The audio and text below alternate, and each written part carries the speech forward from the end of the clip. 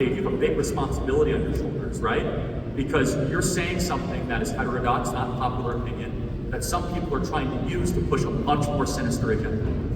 Yeah, well, I think there's a lot of truth to that, and I think that the fact is that the policies that America, the U.S. government is pursuing are almost guaranteed to create this. And look, I think there's a lot of factors here. I don't have nearly enough time to kind of give all of my thoughts on this, but I think as you young people know, right, even though kind of over the last year with Trump's victory, wokeism has been receding, at least to some degree.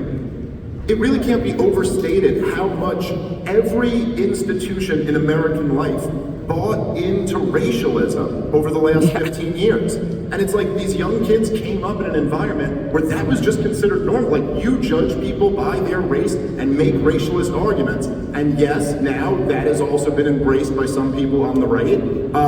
I will say that I think the best thing to always do in these situations is tell the truth, try to be a good person, try to deliver your message in the most compelling way, and let the chips fall where they may. But I do think that the level of Israeli control over our politics is frankly pretty undeniable, as much as people try to. Look, just think one example, right, of this.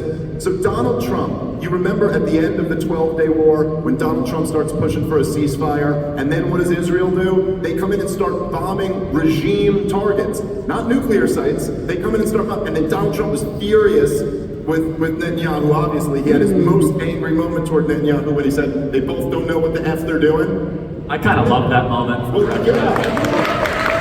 I love that moment too. But then the next day, he's right back to just advocating that they drop the charges against Netanyahu. He's still going to continue funding Netanyahu unconditionally. Did you know anyone else, Donald Trump, would have come up with a nickname for him already and just been smashing him all over the place?